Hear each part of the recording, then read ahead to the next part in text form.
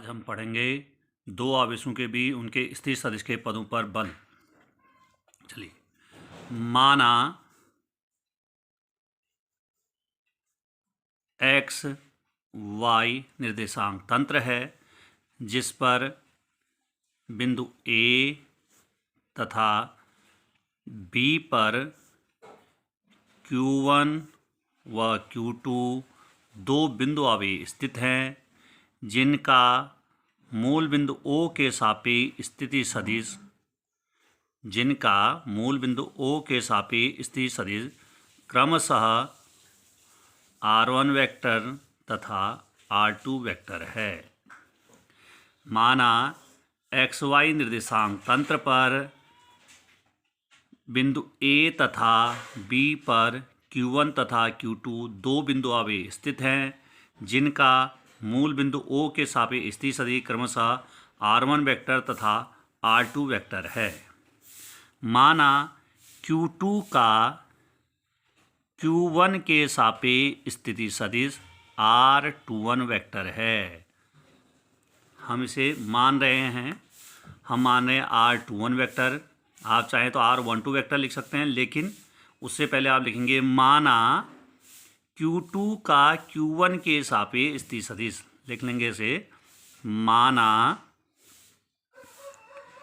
Q2 का Q1 के सापेक्ष स्थिति सदिश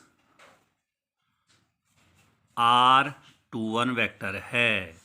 मैंने R21 वेक्टर मान रखा है, आप R12 वेक्टर भी मान सकते हैं, लेकिन उसे फिर सिस्टम पर चलेंगे। R21 वेक्टर है तो त्रिभुज नियम से अब हम जाएंगे, हम इसमें त्रिभुज नियम लगाएंगे। त्रिभुज नियम से हम लिख सकते हैं, इस त्रिभुज नियम से हम लिख सकते हैं OB का वेक्टर बराबर OA का वेक्टर प्लस AB का वेक्टर। त्रिभुज नियम कहता है कि परिणामी सदिश संपाती या क्रमागत जुड़े सदिशों के योग के बराबर होता है। त्रिभुज नियम से मैंने कहा है, माना XY निर्देशांक तंत्र पर बिंदु A तथा B पर Q1 तथा Q2 दो बिंदु आवेश स्थित हैं जिनका मूल बिंदु O के सापेक्ष स्थिति सदिश क्रमशः R1 वेक्टर तथा R2 वेक्टर है। माना Q2 का Q1 के सापेक्ष स्थिति सदिश R21 वेक्टर है। तो त्रिभुज नियम से हम लिख सकते हैं, हम R2 वेक्टर, क्योंकि ये एक ऐसा सदिश है परिणामी सदिश जिसकी पूंछ पहले सदिश की पूंछ से शीर्ष अंतिम सदिश के शीर्ष से। R2 वेक्टर बराबर लिख सकते हैं हम R1 vector plus R21 vector. तो हम इसे लिख सकते हैं कितना, R21 वेक्टर को लिख सकते हैं, R21 वेक्टर बराबर लिख सकते हैं R2 vector minus R1 vector. और इसका जो परिमाण लिखेंगे वो लिखेंगे हम R2 वेक्टर का मॉड बराबर होगा R2 vector minus R1 vector का मॉड।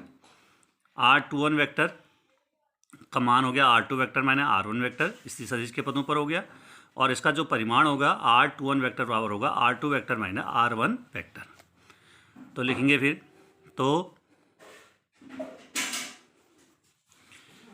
Q1 के कारण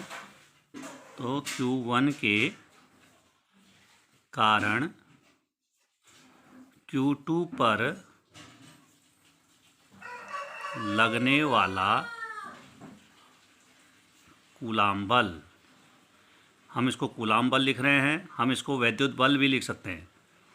ये लिखेंगे हम किसके कारण, एक के कारण दो पर लगने वाला बल, इसका मतलब एक के कारण दो पर लगने वाला बल F21 वेक्टर इक्वल टू हम लिखेंगे 1/4 pi epsilon 0 Q1 Q2 upon दोनों के बीच की जो दूरी है कितनी है, क्या R21 वेक्टर क्या है, स्थिति सदिश है, बीच का जो परिमाण हो गया कितना R2 वेक्टर का मॉड।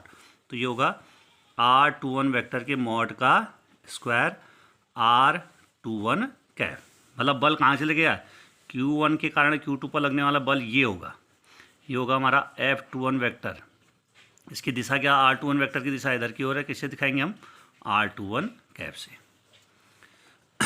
चूँकि हम जानते हैं कि भाई R21 वेक्टर को हम लिख सकते हैं किससे, R21 वेक्टर का मॉड उसका परिमाण हो गया और R21 कैप क्या होगी, उसकी दिशा। क्योंकि किसी सदिश को व्यक्त करने के लिए परिमाण और दिशा दोनों की आवश्यकता होती है। तो R21 वेक्टर का परिमाण हो गया R21 वेक्टर का मॉड, R21 कैप क्या होगी, उसकी दिशा। तो R21 कैप बराबर हो गया R21 vector upon mod of R21 vector. तो हम समीकरण पुट कर देंगे। तो कूलाम बल कितना आ जाएगा, तो कूलाम बल F21 वेक्टर इक्वल टू हो जाएगा 1/4 pi epsilon 0 Q1 Q2 upon R21 vector के मॉड का स्क्वायर। कैप की जगह हम वैल्यू ये रख देंगे, कितना लिखेंगे, R21 vector upon mod of R21 vector. Calculate करेंगे, ये हो जाएगा हमारा F21 vector equal to 1/4 pi epsilon naught Q1 Q2 upon R21 vector का क्यूब R21 वेक्टर। हमने इनके मान निकाल रखे हैं। R21 वेक्टर बराबर है स्थिर सदिश के पदों में R2 vector minus R1 vector, और मॉड का मान ये है,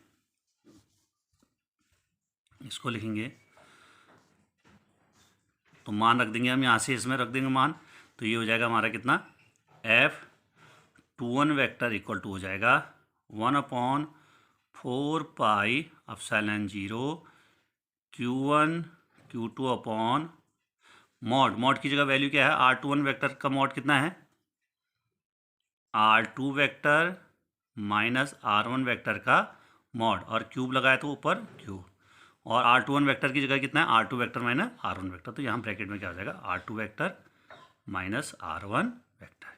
ध्यान देने वाली बात है ये है कि यहाँ पर क्या है हमारा, R2 vector minus R1 vector bracket के अंदर है, और यहाँ पर क्या है, R2 vector minus R1 vector हमारा क्या है, मॉड के अंदर है। तो ये क्या हो गया, समीकरण हमारी क्या होगी, 1 हो गई।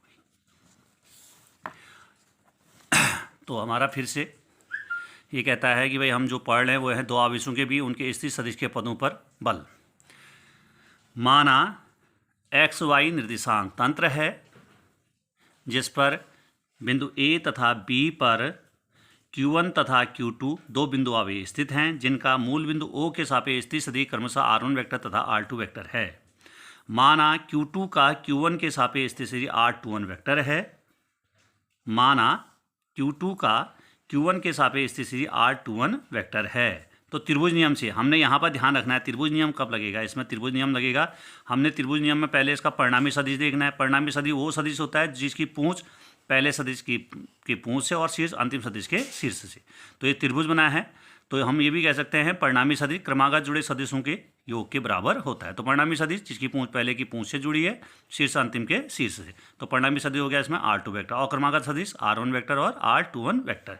तो त्रिभुज नियम से हो गया कितना, ये R2 वेक्टर बराबर हो गया R1 vector plus R21 vector. तो हमें ये वैल्यू निकालनी है R21 वेक्टर की। तो ये कितना हो गया, R21 वेक्टर बराबर R2 vector minus R1 vector. तो मॉड ऑफ इसका परिमाण R21 वेक्टर का मॉड बराबर R2 vector minus R1 vector का मॉड। तो Q1 के कारण Q2 पर लगने वाला कूलाम बल कितना हो गया, 1 के कारण 2 पर लगने वाला बल हो गया, हमने किससे हो गया, F21 वेक्टर, 1 के कारण 2 पर लगने वाला बल। तो 1/4 pi epsilon 0 Q1 Q2 upon 20 का इसका परिमाण कितना होगा, R21 वेक्टर का मॉड का स्क्वायर, और दिशा क्या होगी, R21 कैप। हम जानते हैं चूंकि त्रिभुज नियम से क्या होता है, त्रिभुज में सदिश के नियम से होता है R21 वेक्टर बराबर R21 वेक्टर का मॉड R21 कैप। मतलब सदिश को दिखाने के लिए परिमाण और दिशा दोनों की आवश्यकता होती है। R21 वेक्टर का परिमाण हो गया R21 वेक्टर का मॉड, और दिशा गया R21 कैप। तो R21 कैप का वैल्यू निकाली हमने, इसमें पुट कर दे। तो हमारा F21 वेक्टर बराबर आ गया 1/4 pi epsilon 0 Q1 Q2 upon mod of R21 vector का स्क्वायर, और R21 कैप की हमने वैल्यू यहाँ से पुट कर दी, ये लिया, कैलकुलेट किया। तो हमारा आ गया F21 वेक्टर बराबर 1/4 pi epsilon 0 Q1 Q2 upon R21 vector के मॉड का क्यूब R21 वेक्टर। अब हमने इन दोनों की जो वैल्यू है यहाँ से हमने इसमें पुट कर दी, तो ये हमारे समीकरण 1 बन गई। इसी प्रकार अब हम कहते हैं हमने निकाला है Q1 के कारण Q2 पर लगने वाला कूलाम बल। अब लिखते हैं Q2 के कारण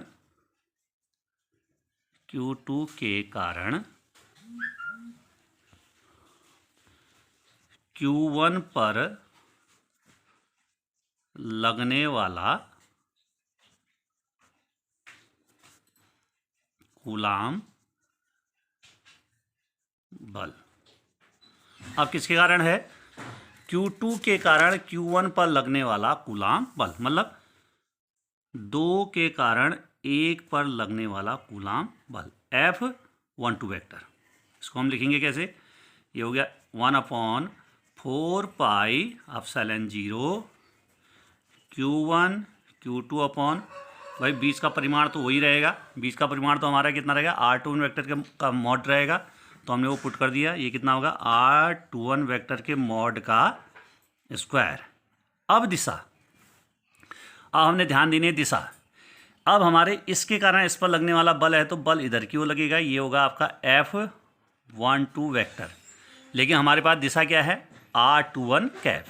अब बल की दिशा इधर की ओर है और R21 कैप की दिशा इधर की ओर है, तो इसको हमने, इसकी दिशा हमने इधर की ओर दिखानी है, बल की दिशा इधर दिखानी है, तो हमें क्या दिखाना पड़ेगा?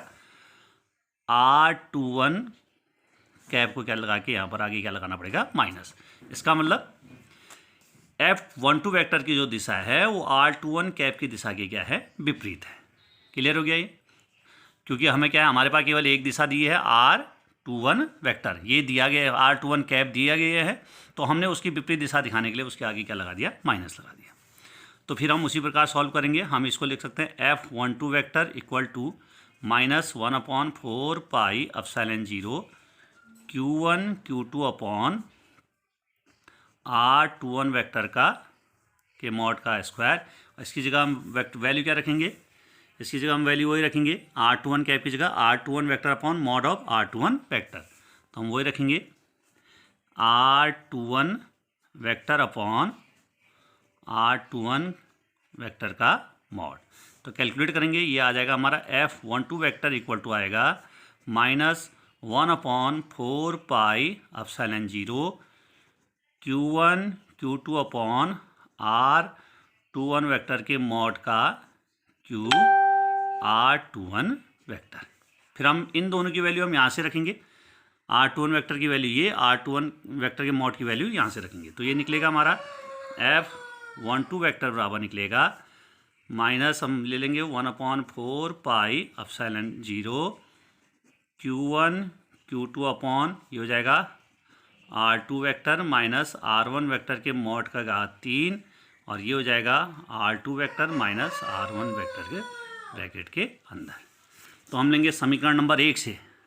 हम जानते हैं समीकरण नंबर 1 में F21 वेक्टर बराबर होता है 1/4 pi epsilon 0 Q1 Q2 upon R2 vector minus R1 vector के मॉड का cube R2 vector minus R1 vector. तो लिखेंगे समीकरण नंबर 1 से, तो ये आपका हो जाएगा F12 वेक्टर बराबर हो जाएगा माइनस F21 वेक्टर।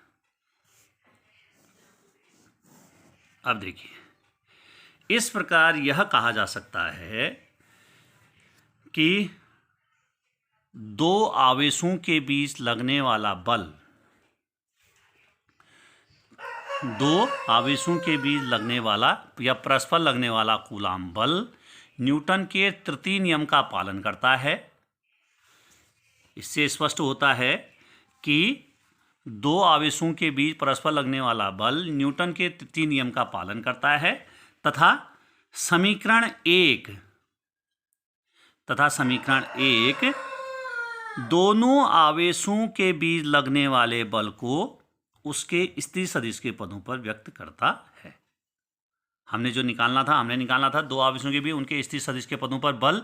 तो हमारे जो ये समीकरण 1 है, ये स्पष्ट करता है कि ये बताता है दो आवेशों के बीच लगने वाला कूलाम बल उनके स्थिति सदिश के पदों पर, ये स्थिर सदिश के पदों पर है। स्थिति सदिश के पदों पर। तो हम यहाँ पर कह सकते हैं कि दो आवेशों के बीच लगने वाला बल बराबर तथा विपरीत होता है, अतः यह कूलाम के नियम का पालन करते हैं, तथा समीकरण 1 आवेशों के बीच लगने वाले बल को उसके स्थिति सदिश के पदों पर व्यक्त करता है। आज का हमारा ये टॉपिक पूरा हुआ। अगर इसमें कोई वो हो तो आप इसको बार बार देख सकते हैं। और इसके साथ ही धन्यवाद।